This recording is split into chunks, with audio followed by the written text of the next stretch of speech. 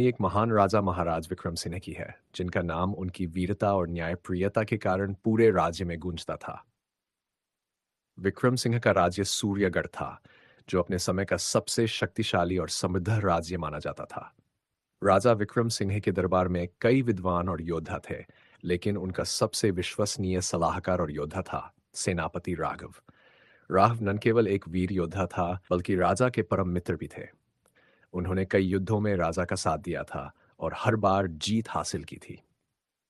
एक दिन राजा विक्रम सिंह को पता चला कि पड़ोसी राज्य चंद्रगढ़ के राजा महाराज भीमदेव उनके राज्य पर आक्रमण करने की योजना बना रहे हैं। भीमदेव एक क्रूर अत्याचारी राजा था और उसे सिर्फ अपने राज्य का विस्तार करने की लालसा थी। राजा विक्रम सिंह ने तुरंत अपने दरबार में एक आपातकालीन बैठक बुलाई। सेनापति राघव और सभी दरबारी उपस्थित थे। राजा ने कहा, हमें युद्ध के लिए तैयार रहना होगा। भीमदेव का उद्देश्य हमारा राज्य हड़पना है, लेकिन हम सूर्यगढ़ की धरती पर कभी पराजित नहीं होंगे।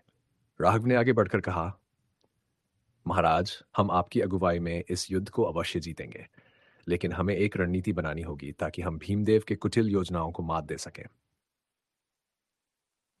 राजा और उनके दरबारियों ने कई दिनों तक योजनाएं बनाई। अंत में उन्होंने यह तय किया कि वे भीमदेव की सेना को एक सुनसान क्षेत्र में घेरेंगे, जहां उनकी सेना कमजोर होगी। युद्ध का दिन आ गया। राजा विक्रम सिंह और राघव ने अपनी सेना के साथ मैदान में उतरे। भीमदेव की सेना विशाल थी, लेकिन सूर्यगढ़ की सेना में जोश और साहस था। युद्ध भयंकर हुआ। तलवारों की टकराहट और वीरों की गर्जनाओं से मैदान गूंज उठा। राघव ने भीमदेव के सेनापति को पराजित किया और राजा विक्रम सिंह ने स्वयं भीमदेव को युद्ध में चुनौती दी। दोनों राजाओं के बीच एक भीषण द्वंद्व हुआ, लेकिन विक्रम सिंह ने अपनी सूझबूझ और वीरता से भीमदेव को पराजित कर दिया। युद्ध के बाद भीमदेव ने विक्रम सिन्हा के चरणों में गिरकर माफी मांगी और वचन दिया कि वह कभी सूर्यगढ़ पर आक्रमण नहीं करेगा। राजा विक्रम सिन्हा ने उसे क्षमा कर दिया, लेकिन उसे एक शर्त पर बंधन में रखा कि वह हमेशा अपने राज्य की जनता का भला सोचेगा और अत्याचार नहीं करेगा।